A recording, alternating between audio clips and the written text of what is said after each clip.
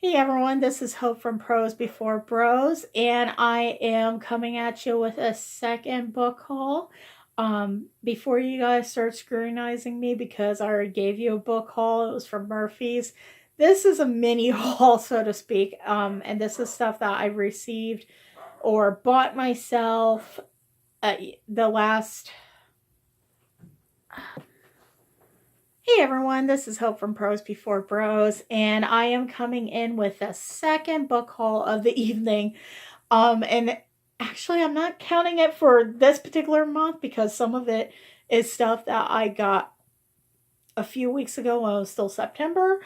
Um, some of the books that I got here, I purchased myself with coupons, or some of them I got from friends and family. So I really wanted to show them off to you. I know I already did a haul just a couple minutes ago, quite literally, from Murphy's, but these are totally separate books that I did not get from Murphy's. I just got here, there, and everywhere. Yes, I made a Beatles reference. So yeah, let me go ahead and just jump right into it. The first book that I picked up, I'm so excited about this particular book. Ha ha ha. Did you guys see it? No. So I picked this book up on a whim. I'm not a fan of anthologies, but it's like everybody I know has been talking about this book. Um, and Julie from Pages and Pens said it was really good. She loved it. Chelsea Darling from Chelsea Darling Reads loved it. And also Natasha from My Reading is Odd loved it. With those three telling everybody that this book is good, I decided I had to find out for myself. So, book is called Toil and Trouble, and it's 15 Tales of Women and Witchcraft. It's actually edited by Jessica Spotwood and Tess Sharp, but they have several different people, different authors write in stories about basically women and witchcraft. Duh. So one thing that made me pick up this book, besides the awesome cover, I mean, come on, look at this cover. It is amazing. Besides the cover itself, is it's all based on very strong female protagonists, which is just amazing. We need more of those type of books around. And also, it involves witchcraft. So it's spooky. It's got that perfect vibe for October read. And if anybody knows me, I also collect a lot of witchy stuff. So my whole house is basically Michael's Halloween decor year round. It drives my husband nuts, but he's grown to accept it. So immediately I had to pick up this book because it just fit, it goes right up my alley. So yeah, I picked that book up, and I also picked up. I'm gonna mess up the name of this, so if I say it wrong, you guys, I'm counting on you to tell me I said it wrong. It's the New York Times bestseller. It's a National Book Award finalist. It's Pachinko by Min Jin Lee. And it is, again, it was on the New York Times bestseller list. It was 10 best books marked by them for 2017. Diverse book club pick for Target. I've been hearing so many people say that they read this book and they absolutely admired it. Um, and I can't wait to jump into it too. So, my family is actually, my maternal side of the family is Japanese. My mother was born in Japan. She came here shortly after World War II had ended. Her father was in the U.S. military. He married my grandmother, who was Japanese. And when my mother was, I think she was like 6 or 7 months old, they decided to basically uproot from their home in Japan and move back to the United States. So I really wanted to find a book that had that culture in it. That way I could immerse myself in it, because unfortunately I didn't really immerse myself into it when I was really young and my mom was telling me all these stories. It took a while for me to appreciate it. So I wanted to pick up a book that had a reference to Japanese culture. Again, it's not full blown Japanese. I know that the main character, I believe, is Korean. Um, but I still wanted to immerse myself in just a different culture, and I know that they reference Japan in it quite a bit from what I have read in the reviews. So I'm really excited about that book. And to kind of piggyback off of that book as well, I also picked up The Buddha in the Attic. This is by Julie Otsuka, I think. um, I can't pronounce anything nowadays, guys, so I apologize for that. But this book is basically about brides that come over from Japan, and they are basically promised a very lustrous life here in the US, and they get to the US and they discover that's not usually the case. I'm really excited about this book as well because it does really talk about the Japanese culture. And I mean, kind of the same thing happened with my grandma. She came over from Japan. She didn't know what to expect. She grew up in Tokyo, actually, and she ended up coming to Mechanicsburg, Ohio. If you guys know anything about Ohio and you're familiar with Mechanicsburg, you know it's a very, very small farm town. So imagine going from Tokyo to that. It was a culture shock for her. So unfortunately, she passed away in 1967, way before I was born, and I didn't have an opportunity to meet her. And sometimes when I pick up books like this, I feel like it's my opportunity to connect with her in some sort of spiritual way. So I hope I don't get emotional because of this. Uh, it's really hard to talk about my grandmother in particular because I don't know that much about her. In fact, when I think it was when I was 33, I want to say it was like 2 years ago. So I was about 33 years old. That's the first time I ever saw a picture of her. So it was really hard to have any sort of spiritual connection with her and just know anything about her because I only had snippets of stories. And then finally I was able to see a picture of her, and it was a lot. I'm going really off topic, but anyhow, these type of books make me feel a little bit closer to her and just try to put myself in her shoes and her perspective. So I really wanted to pick up this book because it just resonated with me. So I did pick up this book here, and I don't think I even paid that much for it. It was like on Amazon for $6, and I have free shipping. So I was all over that. The next book that I ended up getting, this was one that my husband picked up for me. And it was because he heard me say that I had never read any of the books from this particular person, but it seemed like it was a big deal on BookTube. So he decided to make a mental note and pick this up for me on a Target run. And it's The Court of Thorns and Roses by Sarah J. Maas. I'm really excited about picking this up because a lot of people seem to have enjoyed it.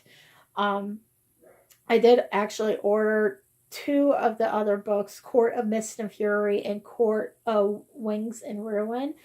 I didn't order Court of Frost and Starlight because I've been hearing a lot of mixed reviews about that. Um, Let me know if you guys have read that fourth book. I know that it's like a novella of some sort. Let me know if it's worth it. If you can put something in the comments below, that will help me greatly. So, and the next book that I ended up getting, I got this at Goodwill, to be honest with you. And it was only $1. And the backstory to this book is everybody in Goodreads listed it as the worst book ever. And I'm sure you guys are going to recognize it as soon as I hold it up. But it is Handbook for Mortals. So I picked this up. Honestly, if you guys were familiar with what happened in the BookTube community, I believe it was last summer, this book ended up on the New York Times bestseller list literally overnight. Nobody knew who the author was. Nobody heard of this book. And it was on the New York Times bestseller list for 23 hours before being pulled. Turns out the author of this book, whom I'm not going to mention her name, and the reason why I'm not going to mention her name is because I just don't want to give this woman any credit at all, because what she did was really, really schemy. Um, she ended up buying all, like, thousands of copies of this book, apparently. That way she can make her name on the New York Times bestseller list. She says it was because she wanted to order these books for pre-orders she did in conventions all over the country, but it still sounds really shady. Um, so yeah, I went ahead and picked up this book. If you guys are interested in finding out more about this book, I can refer you to a booktuber by the name of Insane Reader. I just love his stuff. He is so freaking funny. Um, and he actually did a read through of this book because he kind of wanted to give it a fair try, so to speak. And he was just morbidly curious, I suppose. But he won't even mention the name of the author, and I totally agree with him on this. You don't want to give this person credit because of their shady dealings, but he did, I think it was like a 46-minute video on it, and he went through like a whole background of it. It was very informative. His reactions are hilarious. So yeah, check that out if you are interested in finding out more about that book. And then the next book that I ended up getting was from a friend, and it's When We Caught Fire, and it's by Anna. Oh gosh, why did it have such big names? Godbergson. Godbergson. It's a fairly new book. I believe it was just released at the first week of October. Um, I've heard mixed reviews about, but it is about the Chicago Great Fire. It's a young adult novel about the Chicago Great Fire. And let's see, to read it back, it says, a love that could not be contained, a friendship in flames, the love triangle that ignited Chicago's Great Fire.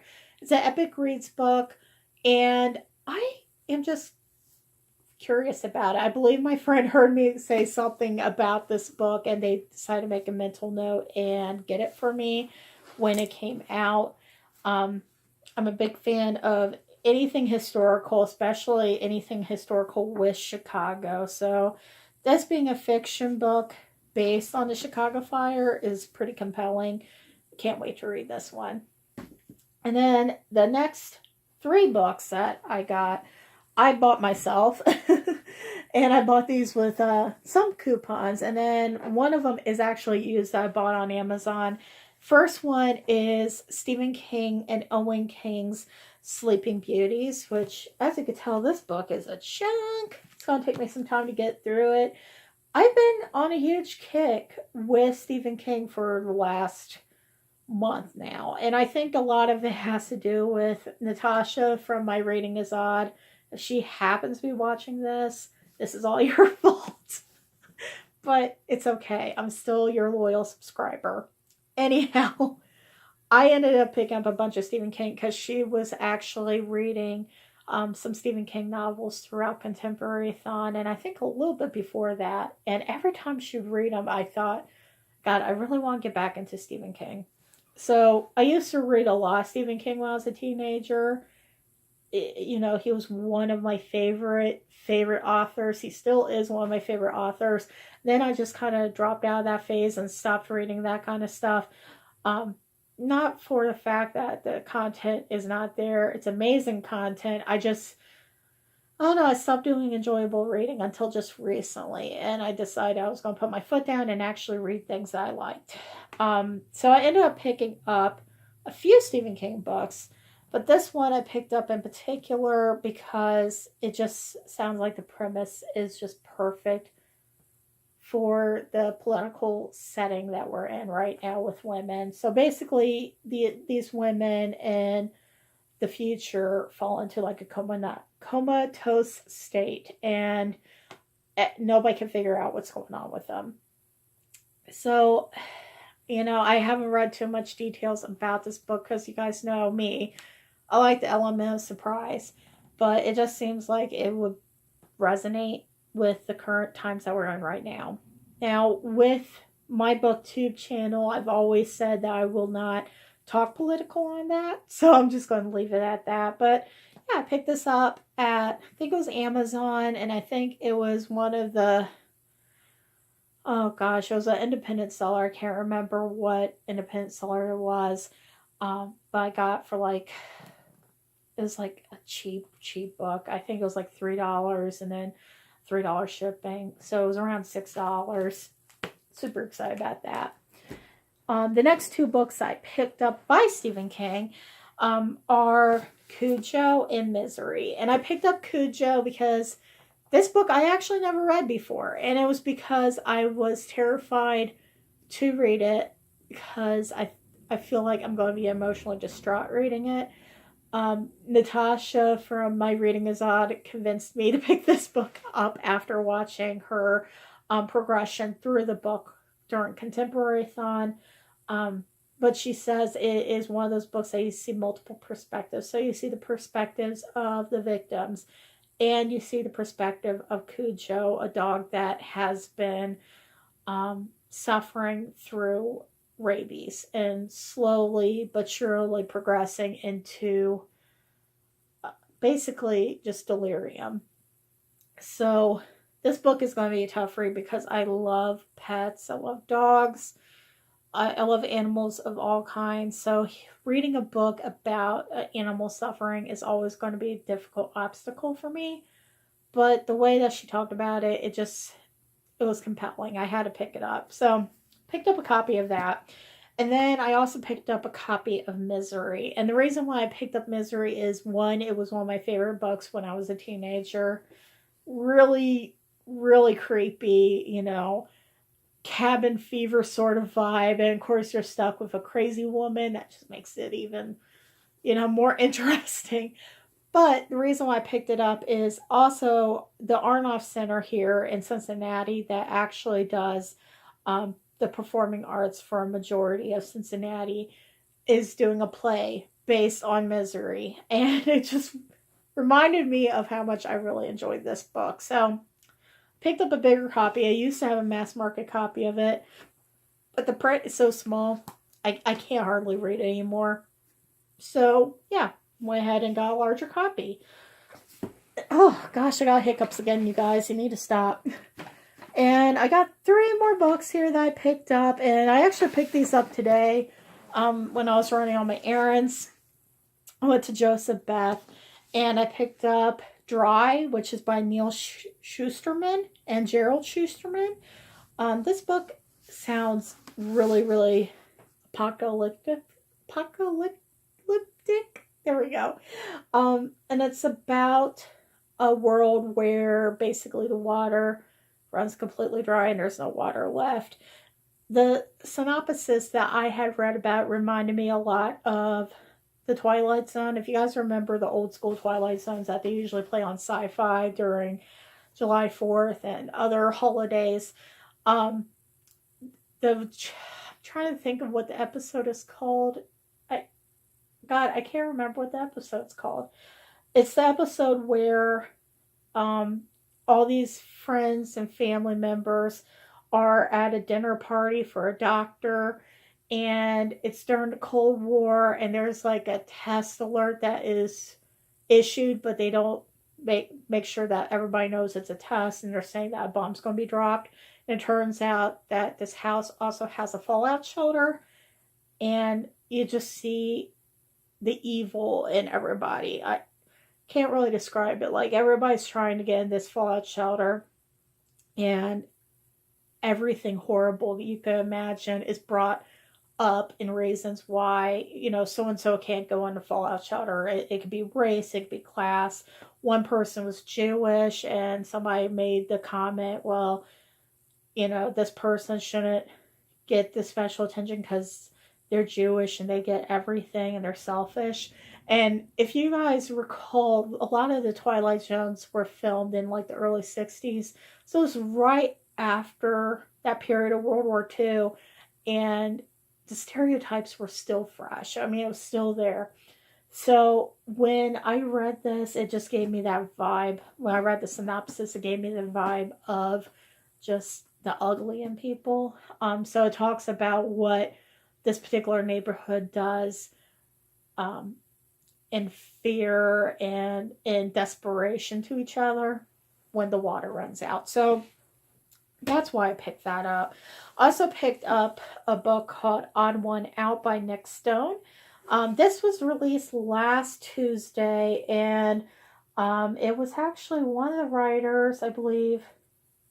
Actually, yeah, it looks like Nick Stone was also the person that wrote Dear Martin, which I haven't had a chance to read that yet, and I really want to read it, but they were out of it at the bookstore.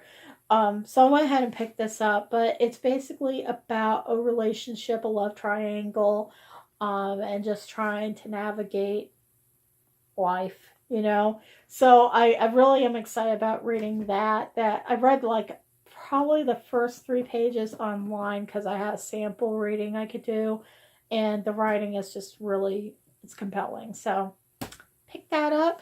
And the last book that I picked up today at the store at Joseph Beth is In the Shadow of Blackbirds. And it was inside the Bergen area. This book is by Kat Winters. And it is based in, I think it's 1918. And it follows the spiritualist movement, which I always found very fascinating. So yeah, I decided to pick that up, and it looks like it's almost the same concept as Asylum with the photographs. You can see a photograph. I believe this is during the Spanish influenza that photograph is taken. So yeah, I picked those up. I'm really excited about those particular books. Also, I've got a lot of books to start reading. I'm probably going to go through a dry spell here. That way I can get caught up on all my books and not run out of getting extra now. The only exception is next week is Book by the Banks with Cincinnati, and I just want to go to that so I can support the local book off the local authors. I cannot talk, my God. I need to wake up. So yeah, I'm really excited about what I picked up, and I'll let you know how that goes. Currently I have read, I think it's 7 books right now, and some of them aren't even on my TBR list for this week, this month. So I need to get hopping on my TBR list. I have picked up Sabrina, and I'm hoping to finish that book by tomorrow, if possible, and give you guys an in-depth review about the book. Again, that is The Chilling Adventures of Sabrina. It's a graphic novel. It's a quick read. I started it today. I'm almost done with it. I'm over halfway done with it. So I'll give you guys a little synopsis about it, my review, my take on it. Hopefully tomorrow evening if I have an opportunity to film. But other than that, that's all I have for now. So thank you for choosing to spend your evening with me. Once more, this is Hope from Pros Before Bros. I look forward to talking to you all soon. Thank you so much. Bye.